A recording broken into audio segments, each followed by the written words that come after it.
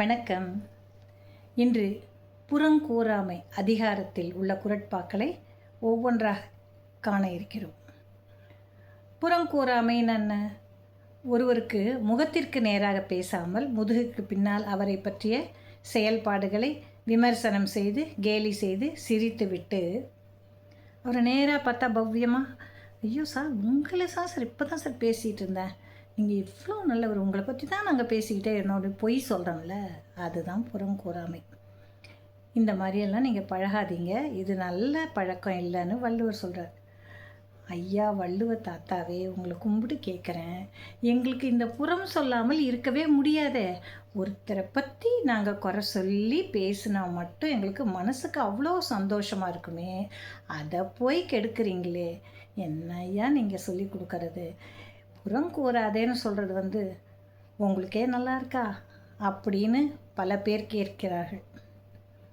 ஏன்னா நம்மில் பெரும்பான்மையானவர்கள் என்ன செய்கிறோம்? அதையே தான் செய்வோம். ஒருத்தரை பற்றி முதுகுக்கு பின்னால் பேசுறதுன்னா நம்மளுக்கெல்லாம் அவ்வளோ பிடிக்கும், ரொம்ப சந்தோஷமாக பேசுவோம். ஆனால் அவரை நேரில் பார்த்த உடனே என்ன சொல்லுவோம்? துபடின்னு மாறிடுவோம். நீங்கள் எவ்வளோ நல்லா பேசுகிறீங்க, எவ்வளோ நல்லா பழகுறீங்க, உங்களை மாதிரி வருமா அப்படின்னு பொய்யெல்லாம் பேசுவோம், பொய்யா பேசுவோம். அது என்ன? முகத்துக்கு நேராக சிரிக்கிறது, முதுகுக்கு பின்னால் இடித்துரைப்பது, இதுதான் புறங்கூறுதல். இது ஒரு மோசமான செயல் தானே, இல்லையா? அதைத்தான் வள்ளுவ பெருந்தகை நீங்கள் அந்த மாதிரிலாம் இருக்காதீங்க, இதெல்லாம் உங்களுக்கு பிடிக்கும்னு எனக்கும் தெரியும், ஆனால் பிடிச்சா கூட இது நல்லதில்லையே, இல்லையா? நல்ல செயல்களை செய்து நீங்கள் பெருமையோடு வளமோடு வாழுங்கள் அப்படின்னு தான் அவர் சொல்ல வருகிறார். அவருடைய முதல் குறளை நாம் இங்கே காண்போமா? அறம் கோரான் அல்ல செய்யினும், அறங்கோரான் அல்ல செய்யினும், ஒருவன் புறங்கூறான் என்றல் இனிது, ஒருவன் புறம் கூறான் என்றல் இனிது, அறம் கூறான் அல்ல செய்யினும், ஒருவன் புறங்கூறான் என்றல் இனிது. இவ்வளோ அழகாக சொல்கிறார் பாருங்க. ஒருவன் அறமான செயல்களை போற்றுபவனாக இருக்கவே வேண்டாம், விட்டுருங்கடா. அவனுக்கு அந்த குணங்கள் பற்றி தெரியாமையே கூட இருக்கலாம், அதை பற்றி அவனுக்கு ஒரு சிந்தனையும் இருக்க வேண்டாம், தெரியாது. ஏன்னா அவனுடைய வளர்ப்பு, அவனுடைய சூழ்நிலை, அவனுடைய பெற்றோர், இதையெல்லாம் பொறுத்தது.